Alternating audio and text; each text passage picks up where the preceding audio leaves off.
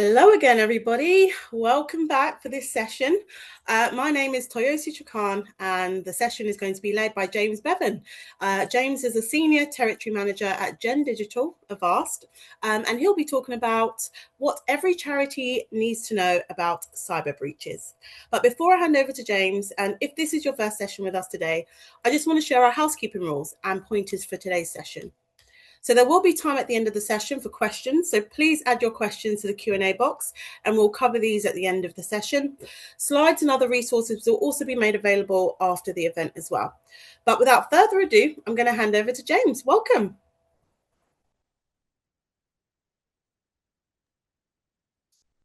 Thank you, Toyosi.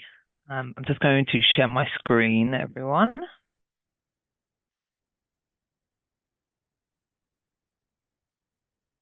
Can we see my screen okay?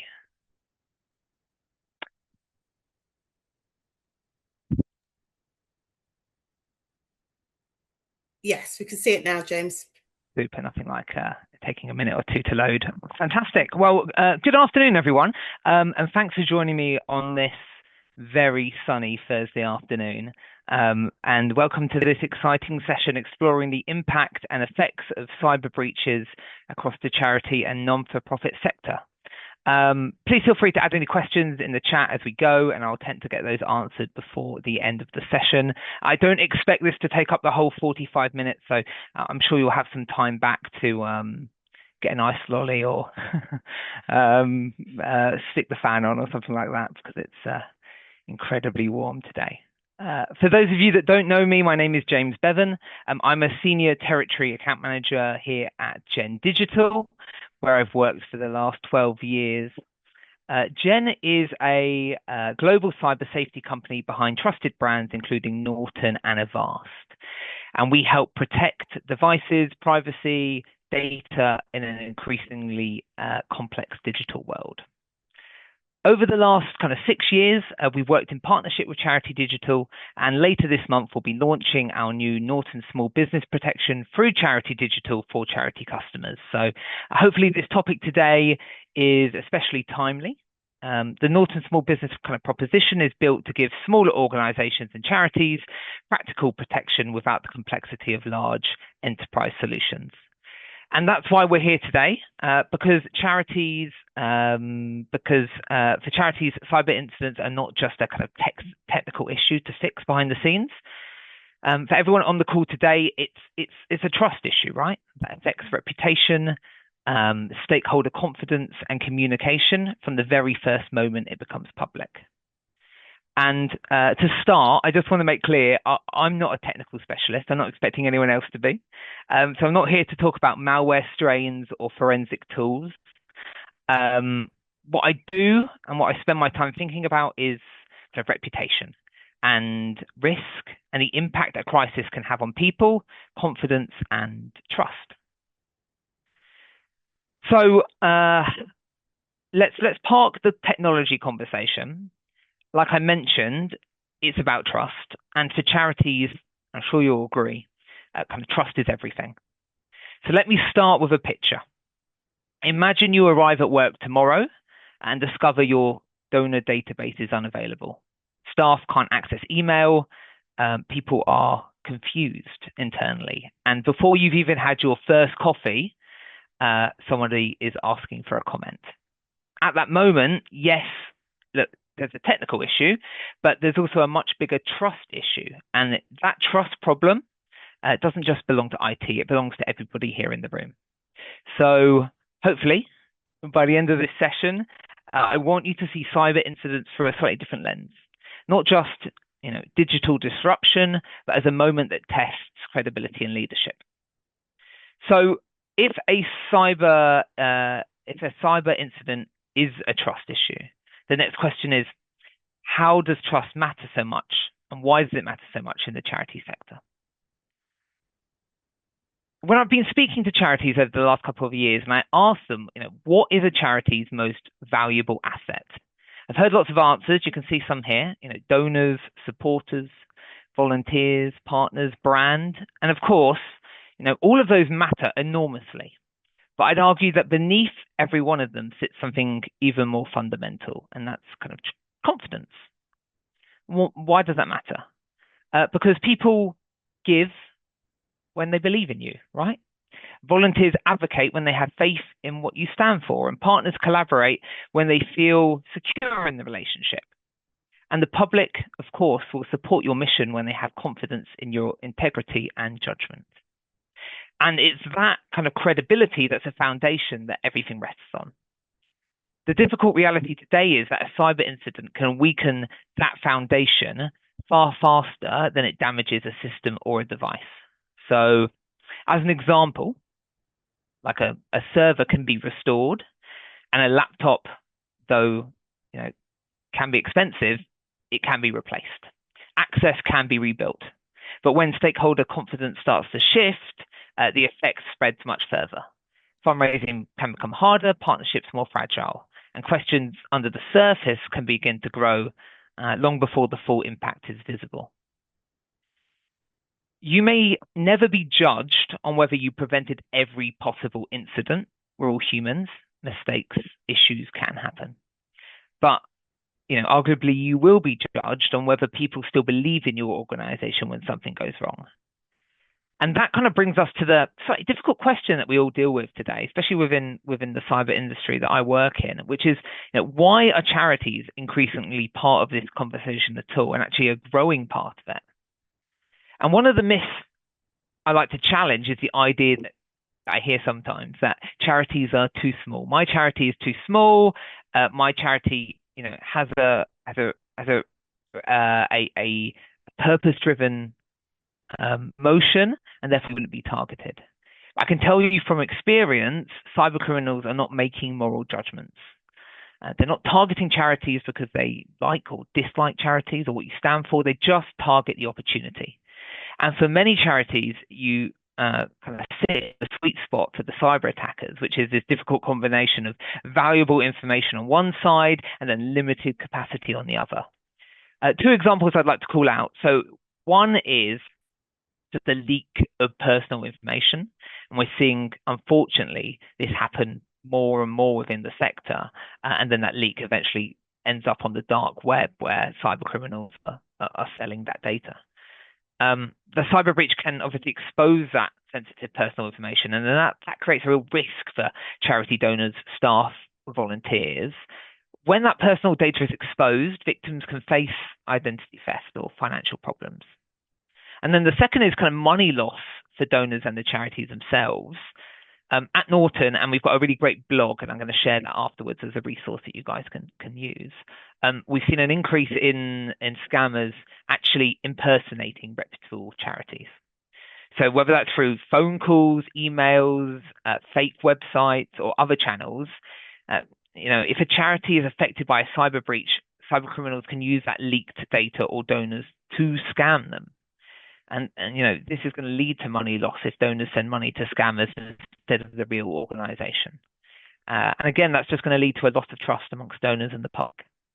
And then super high level, other data leaks that we've seen, other cyber risks include things like ransomware, donation pages or payment flows being tampered with, email accounts compromised, websites or social media being hacked, or attackers using internal knowledge to make up scams and make them more believable.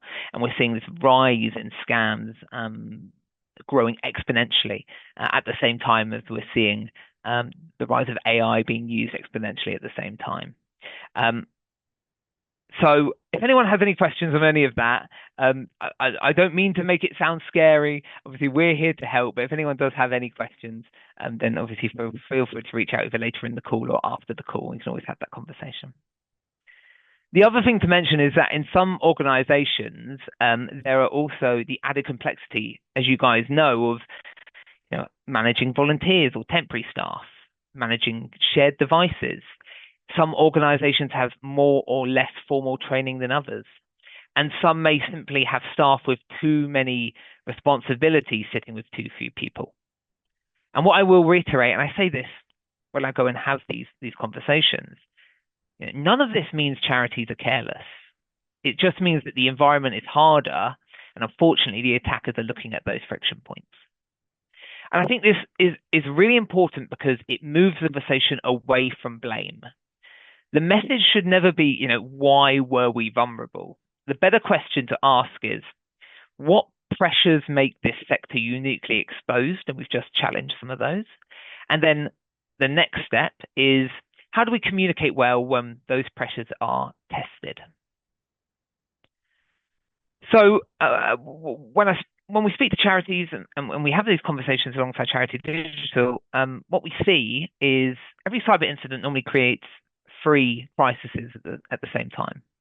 So the first is an operational crisis, which is systems stop working, staff lose access, and processes fail.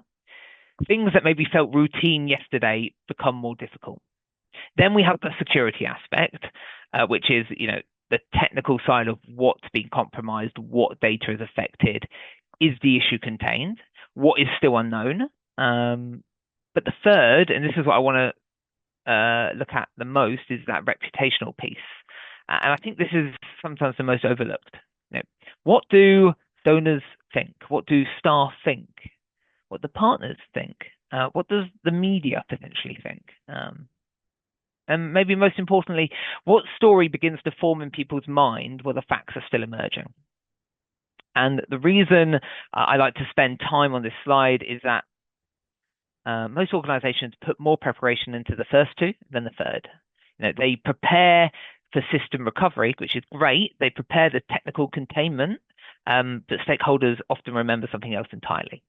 How the organization behaved, how you communicated, how clear was that? Was it calm? Was it honest? Was it human? Which I really want to emphasize, because as we see this shift into this AI world, messaging can often become embedded within AI context and AI verbiage. Sometimes we need to ground things back in a more human level. So when we say a cyber incident is a trust issue, this is kind of what we mean, right? The reputational crisis starts almost immediately, and it runs in parallel with everything else. So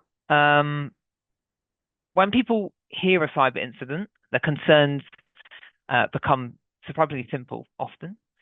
They usually not immediately after a technical post-mortem. They kind of just want four key questions answered. And that is, they want to know what's happened, who is affected, what the charity is doing, and whether it can still be trusted. If communication is not prepared, then the vacuum can be filled quickly by speculation or confusion. So for charity communicators, I don't know if any of you are on the call today who would then be responsible for this, it is therefore kind of essential to have that crisis response plan ready, including before a breach, ideally.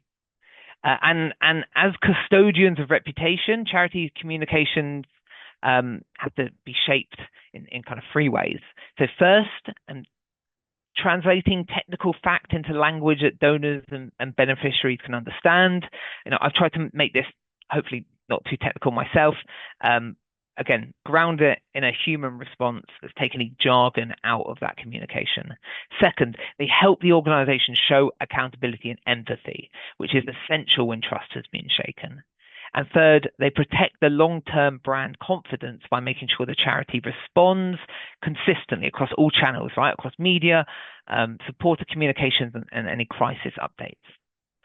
I think the strategic takeaway is reasonably simple, and that's for charities. I would say that cyber resilience and reputation resilience are really closely linked, and a breach may start as a security incident. It often does, but it's the communication which often determines whether it becomes a true lasting crisis.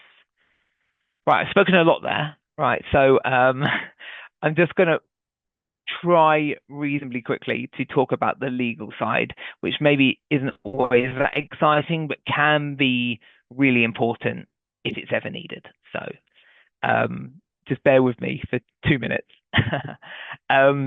So what kind of are the legal and ethical requirements for communicating about a cyber breach?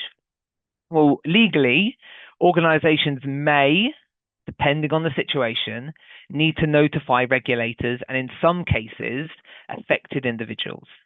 Under UK GDPR, A notifiable personal data breach must be reported to the ICO without undue delay, and where feasible, within 72 hours of becoming aware of it. If the breach is likely to create a high risk to those individuals, those affected must be informed without undue delay. What I would say, and this is really important, organizations should keep records of all breaches, keep records of everything, even when external reporting is not required, in case it's something you need to submit in the future. So that's the legal side, right? But ethically, organizations should just communicate truthfully, right? Avoid speculation, don't minimize the harm, and provide practical guidance that helps people protect themselves. Communication teams should work closely, if you have them, with legal and privacy colleagues, but the aim should always be to communicate in a way, again, that is accurate, human, useful, and properly documented. Super. I can share copies of this of the slide or any of this detail after the call if needed as well. I appreciate this is a lot of information. There.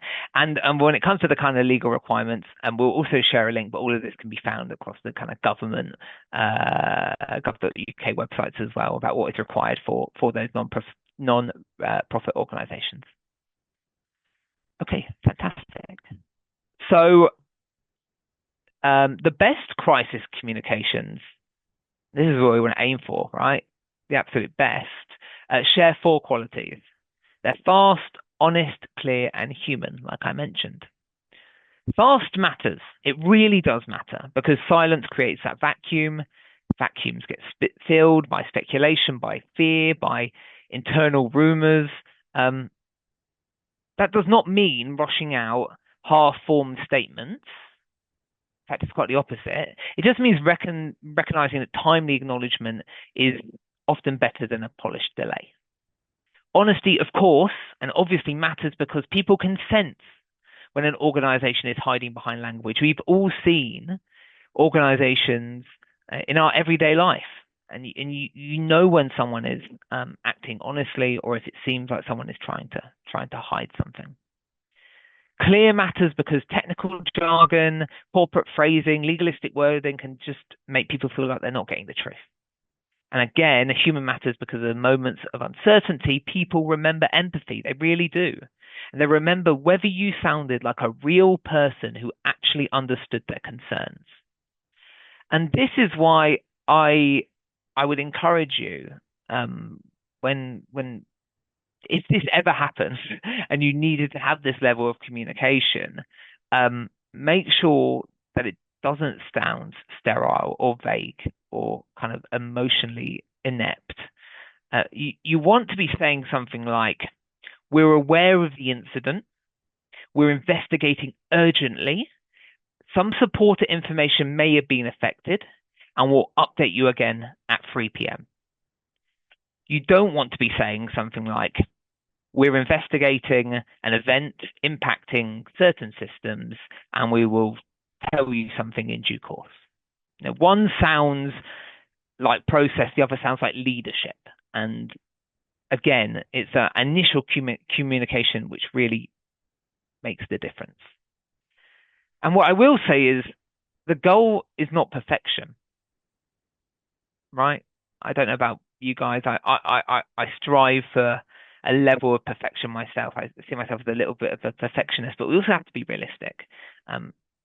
It isn't perfection. The goal is just, I put this as kind of confidence without arrogance, empathy without melodrama, and transparency without causing any unnecessary alarm.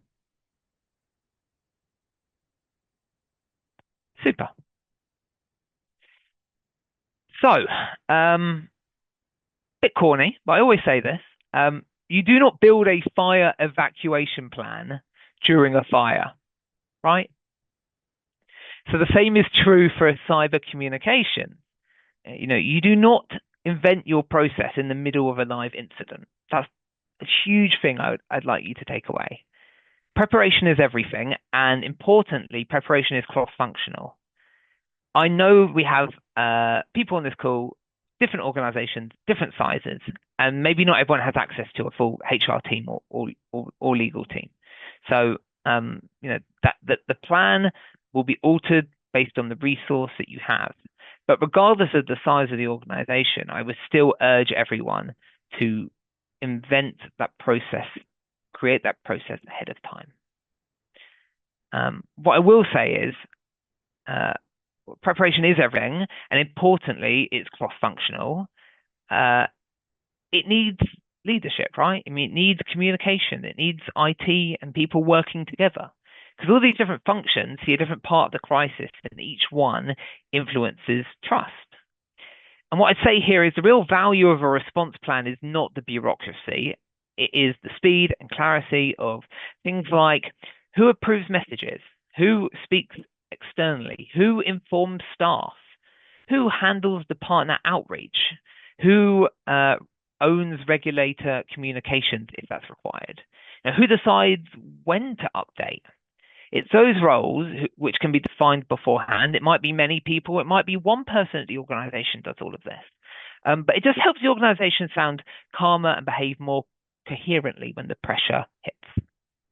And just as important, the plan should be tested, ideally, and maintained. So organizations, again, appreciate this depends on the size of the organization and the resource you have, but you should ideally run tabletop exercises, train a spokesman, an incident leader, and review lessons learned after any incident or simulations. The most effective plan also create the right culture, one where people understand that early escalation is a responsibility, not a failure, and that timely reporting helps protect both individuals and the organization. Okay, I've spoken a lot there, and we whizzed through that. We're almost at the end. So I just want to sum up. Thank you everyone for taking the time to kind of listen to me today. I appreciate again that ideally none of you are going to be involved in the organization having a cyber breach. Nobody wants that to happen. Nobody wants there to be a need to deliver a action plan and understand the communication. But if and when that ever did happen, hopefully there's some interesting points that you can take away from here. And we are also here, Jen, Avast, and Norton, in collaboration with Charity Digital to help too. So just to bring this back to the start, cyber breaches are not just a technology issue, right? For this audience, they are a trust issue first and then a technology issue second. They test whether an organization can communicate with honesty, empathy, and steadiness with confidence when under pressure. Because trust takes years to build, minutes to damage, and consistent communication to restore. And my hope is that you leave here not frightened by cyber risk, but my hope is that you leave clearer about your role in protecting trust when that or if that risk becomes real.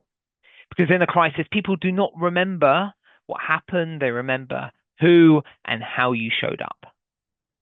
And if anyone has any questions, either now or after the session, or simply wants to chat informally, then please feel free to reach out, either about your own cybersecurity planning or about procurement, and we'll be happy to have that conversation. But thank you very much, guys. I think we whizzed through that in 25 minutes. Feel free to grab yourself an ice cream or something after this. Thank you. Thank you so much, James. That was brilliant, and a different angle to what we've heard all day today. So thank you so much. We do actually have time for a couple of questions if you're still happy to hang on, James. I'll try. You'll try, okay. First question being, are there any free or low-cost measures charities can take to protect themselves? Yeah, I mean, what I'll do it after the call is, obviously, I'll send you some resources that I'd like you to send out. We have some fantastic blogs that we have specifically for the education nonprofit sector. About risk, about managing risk. So we'll send those resources over. Yeah, a lot of what I've discussed today is in there as well. Again, we can also send you a link to some of the gov.uk websites where the government releases ways that charities and small, medium-sized organizations can look after themselves as well. They have their Cyber Essentials Plan. I don't know if anyone's ever heard of that before, but it's basically a government-backed initiative that organizations can follow to try and limit the risk of an incident or a cybersecurity breach before it happens by implementing things like an endpoint security antivirus, a patch management solution, a password manager, multi-factor authentication, and stuff like that, really. Brilliant. That's very helpful. And we'll definitely share those resources. Thank you. Super. Second question, how can comms and marketing professionals influence others within their team to invest time in getting cybersecurity incident planning right when it feels like we're firefighting all the time and already don't have time?